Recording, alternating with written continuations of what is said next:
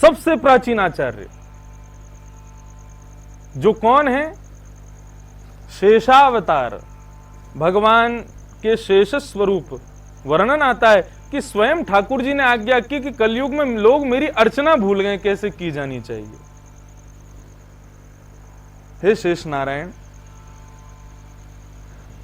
मेरा अवतरण तो बहुत समय बाद होगा, लेकिन तब तक लोग पूजा पद्धति को भूल जाएंगे तो फिर मैं कैसे पहुंचूंगा? आप जाकर के इस अर्चना भक्ति को सुव्यवस्थित कीजिए।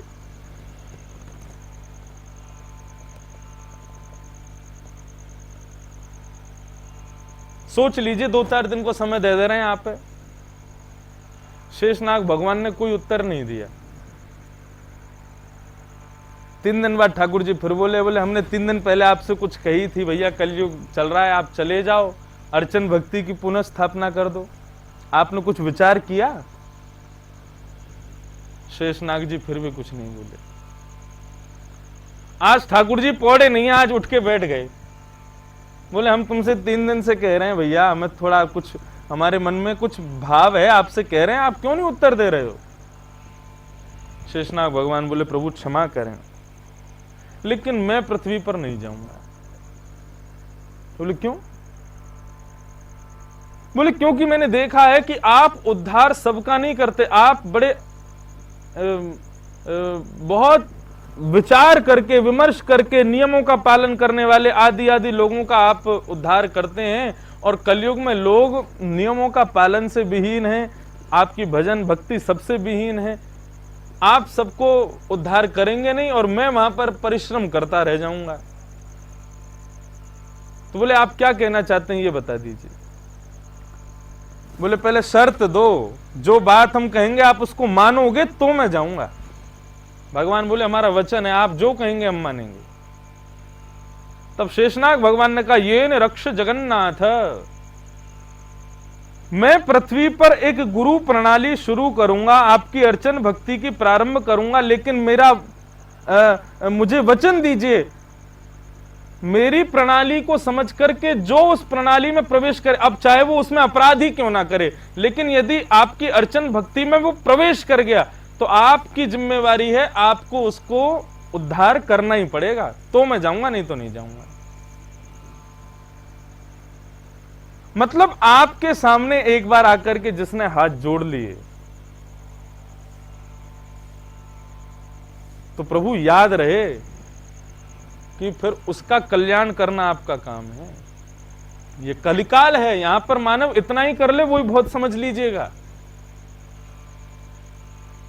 तब भगवान ने कहा कि ठीक है, आप जिसको अपने शिष्यत्व में ला करके मेरे सामने प्रस्तुत कर दोगे, वो चाहे कोई भी क्यों ना हो, मैं उसको वैकुंठ में स्थान दूंगा।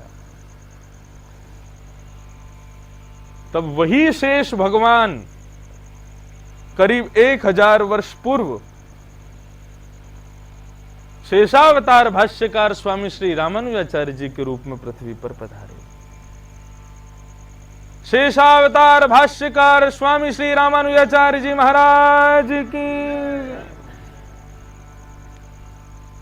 हमारे आद्य गुरु हैं, हम उसी परंपरा में दीक्षित हैं। ऐसे स्वामी श्री रामानुजाचार्य जी ये कलयुग के अर्चावतार के स्थापक हैं, आचार्य हैं। सबसे प्राचीनतम, सबसे प्रारंभ में पृथ्वी पर पधारने वाले स्वामी श्री रामानुजाचार्य जी। उसके बाद में फिर धीरे धीरे अन्य कई संप्रदाय और सबके आचार्य प्रकट हुए। सबने अपनी मति अनुसार और अपने भावानुसार दिव्याति दिव्य अर्चन भक्ति की आचार्य प्रणाली को प्रस्तुत किया। लेकिन हमारा भाव कलिकाल में सबसे प्रथम कौन आए?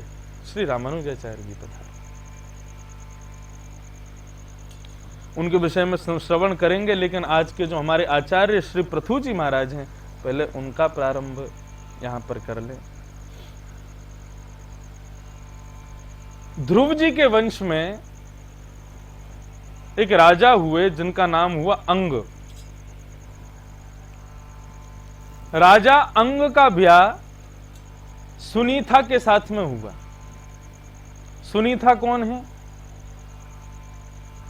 स्वयं मृत्यु की पुत्री है सुनीता। मृत्यु की पुत्री सुनीता के साथ में अंग का ब्याह हुआ और इनके जो पुत्र हुए उनका नाम हुआ बैन। कल एक नई बात पता चली, ये बैन शब्द अंग्रेजी का नहीं है, संस्कृत का शब्द है। अंग राजा के पुत्र का नाम बैन क्यों पड़ा? क्योंकि उन्होंने सब चीज पर प्रतिबंध लगा दिया था, पूजा पद्धति आदि, तो उनका नाम ही रख दिया था बैन। बोले इसने सब कुछ बैन कर दिया। तब श्रवण में आया संस्कृत का प्रतिबंध को बैन कहा जाता है संस्कृत में भी। अंग राजा के पुत्र हुए बैन। कई बार कई बालकों पर नाना जी का प्रभाव बहुत होता है, जैसे कि मुझदास पे भी बहुत है। उन्हीं की कृपा से हम भागवत के कुछ टूटे फूटी वाणी कह पाते हैं, लेकिन हमारे ऊपर अच्छे रूप से उनका प्रभाव रहा। लेकिन बैन राजा के ऊपर उनके नाना जी यानी कि मृत्युदेव, उनका प्रभाव रहा। कल मैंने बताया था मृत्यु किसी पर दया नहीं करती है। आप कैसी अवस्था में हो, कैसी व्यवस्था में हो, कौन कितना रो रहा है, कौन कितना प्रेम कर रहा है, मृत्यु दया नहीं करेगी। भगवान ने मृत्यु का जब निर्माण किया तब दया उससे छीन ली।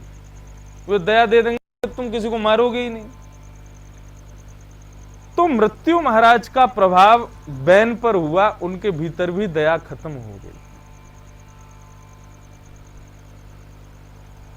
न यष्टव्यम न दातव्यम न होतव्यम द्विजा क्वचित इति न्यवारयत धर्म भैरिघोषेण सर्वशः। ना कोई यज्ञ करेगा ना कोई यज्ञ करेगा, ना दान करेगा, ना हवन करेगा, सब बंद करा दिया पूरे विश्व में। बैन ने, राजकुमार है, और बैन के द्वारा किए गए इन कृत्यों को देख करके उनके पिता अंग ने खूब समझाने का प्रयास किया, लेकिन फिर भी नहीं माने, तो अंग राज्यपात छोड़ करके चले गए। मुनियों ने विचार किया हमारी पृथ्वी का अब कोई राजा नहीं है, क्या करें? तब उन सब ने मिलकर के बैन को ही राजा बना दिया। अभी तक तो राजकुमार था, तो उसने कोई कसर नहीं छोड़ी, अब राजा बन गया। अब तो महाराज पूरी पृथ्वी पर ऐसा व्यवहार करने लगा कि वो जब निकलता था तो कोई प्रसन्न नहीं होता था। खड़े खड़े लोग रोते थे, क्योंकि कुछ करोगे तो भी मार देगा, कुछ नहीं करोगे तो भी मार देगा, बस रोते रहो। अगर इसके अंदर जया भी दया आ गई तो छोड़ देगा। ऐसा बैन। बैन राजा के इस दुर्व्यवहार को देख करके संतों को बड़ा क्रोध आया, और मुनियों ने जाकर के बैन को समझाने का प्रयास किया। बैन से जाकर के कहा कि भैया बैन,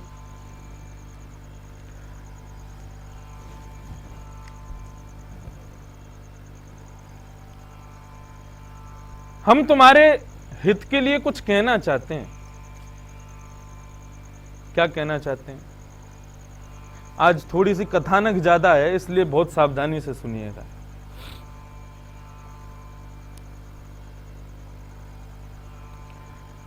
सभी मुनि जाकर के बैन से कहने लगे, नपवर्य निबोधयित धत्ते विज्ञापयाम भी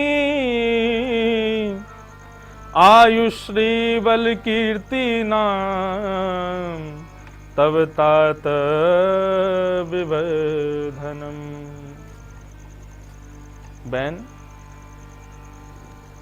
हम तुमसे केवल इतना कहना चाहते हैं कि थोड़ा बहुत धर्म भी किया करो। आप राजा हो हमारे। मैंने एक दिन बताया ना, प्राचीन काल में राजा जब बनता था तो अभिषेक के बाद में, राज्याभिषेक के बाद में, वो अपना दंड, तलवार या जो कुछ भी उसके आयुध होते थे उनको उठा के कहता था, निर्दंडोष्मि निर्दंडोष्मि, मुझे कोई दंड नहीं दे सकता। तब प्रजा में से कोई संत या मुनि निकल करके आते थे, और वे आकर के राजा के सर पर अपना दंड रख के कहते थे, धर्म दंडोस्तम, तुम भी यदि अपराध करोगे तो धर्म तुम्हें दंड देगा। राजन, तुम्हारे पिता अंग राजा का, और तुम जिस परिवार में हो कुल में, ध्रुव तुम्हारे पूर्वज हैं, उन्होंने भगवान को प्रकट किया, कम से कम उनकी अपनी रीति कुल परंपरा का तो ध्यान रखो। धर्म किया करो थोड़ा बहुत, उससे तुम्हारा ही क्या क्या बढ़ेगा। बोले आयु बढ़ेगी, श्री बढ़ेगी, बल बढ़ेगी, कीर्ति बढ़ेगी, सब बढ़ेगा।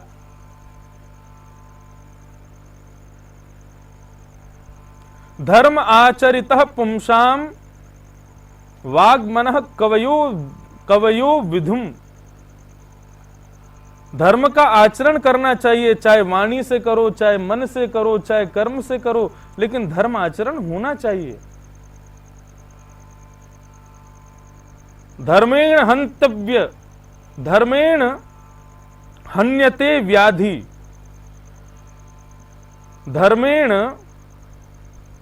हन्यते गृहा, धर्मेण हन्यते शत्रु, यतो धर्मस्ततो जय।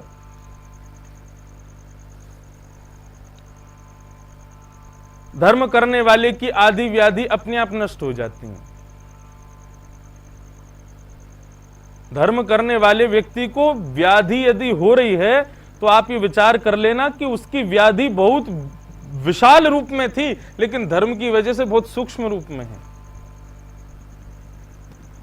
दो भाई थे, एक बहुत धर्म करता था, एक बिल्कुल धर्म नहीं करता था। धर्म का मतलब क्या है?